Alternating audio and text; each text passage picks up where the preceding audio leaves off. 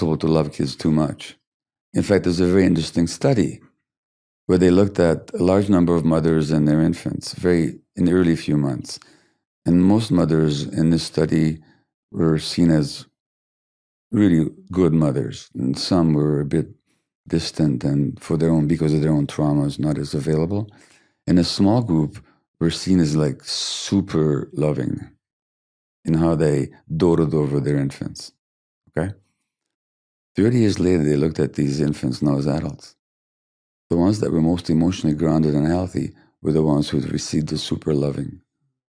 So there's a difference between, you can't love a child too much. So the mollycoddling that you describe is not a child being loved too much. It's a child who has to endure the anxieties of the parents. And there's a very famous example in world history of someone whose parents wanted to protect him from suffering was the Buddha.